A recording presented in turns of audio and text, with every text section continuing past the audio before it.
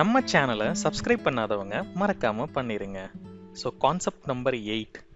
So ஒரு டிஃபெக்டை ப்ரொடக்ஷனில் fine பண்ணிட்டாங்க அப்படின்னா அஸ் அ QAவா அதை நம்ம எப்படி ஹேண்டில் பண்ண போகிறோம் அப்படின்றதான் இந்த வீடியோவில் நம்ம பார்க்க போகிறோம். ஸோ ஒரு ப்ரொடக்ஷன் டிஃபெக்ட், அதாவது டிஃபெக்ட் லீக்கேஜ் அக்கர் ஆயிருச்சு அப்படின்னா ஸோ மித்தவங்களும் கம்ப்ளைண்ட் பண்ண நம்ம ஸ்டார்ட் பண்ணக்கூடாது. லைக் டெவலப்மெண்ட்டை மிஸ் பண்ணிட்டாங்க, ரெக்குவயர்மெண்ட் இல்லை மிஸ் ஆகிருக்கு அப்படின்றத கம்ப்ளைண்ட் பண்ணாமல் அந்த இஷ்யூ எதனால் வந்திருக்கு அப்படின்றத ஃபஸ்ட்டு நம்ம அண்டர்ஸ்டாண்ட் பண்ணணும். இனிஷியலாக ஒரு டிஃபெக்ட் லீக்கேஜ் அக்கர் ஆனதுக்கப்புறம் நம்ம ரூட் காஸ் அனலைசிஸ் பண்ணி பார்ப்போம். So root cause analysis in the sense, இந்த சினாரியோவை நம்ம டெஸ்ட் பண்ணும்போது நம்ம கன்சிடர் பண்ணியிருக்கோமா.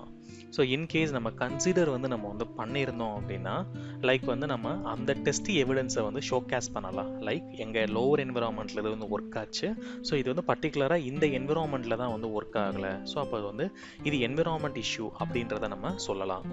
இன்கேஸ் நம்ம அந்த சினாரியோவே நம்ம கன்சிடர் பண்ணலை அப்படின்னா டெஃபினெட்லி அது QA மிஸ். அப்போ QA மிஸ் ஆகிருந்தா கண்டிப்பாக நம்ம மிஸ்டேக்கை நம்ம அக்செப்ட் தான் பண்ணணும்.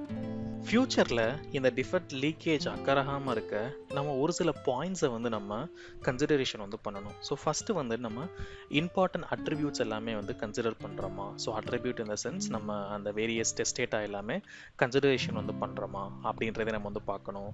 ஸோ தென் என்ன அப்படின்னா நம்ம ஃப்ரீக்வெண்ட்டாக நம்ம டீம் கனெக்ட் பண்ணி நம்ம டிஸ்கஷன் பண்ணுறோமா. ஸோ லைக் ஒரு சினாரியோ நம்ம டெஸ்ட் டிசைன் பண்ண போகிறோம் அப்படின்னா அதை நம்ம அண்டர்ஸ்டாண்ட் பண்ணுறதுக்கு நம்ம அந்த டீம் டிஸ்கஷன் எல்லாமே நம்ம கரெக்டாக பண்ணுறோமா. தென் நம்ம அதில் என்னென்னலாம் நம்ம கீ பாயிண்ட்ஸ் இருக்குது, லைக் அதாவது கீ ஃபங்க்ஷனாலிட்டி என்னென்ன அப்படின்றதுக்கு ஒரு செக்லிஸ்ட் நம்ம கிரியேட் பண்ணணும். ஸோ அந்த செக்லிஸ்ட் கிரியேட் பண்ணால் தான் நம்ம எந்த அளவுக்கு நம்ம டெஸ்ட் கவரேஜஸ் நம்ம பண்ணியிருக்கோம் அப்படின்றது தெரியும்.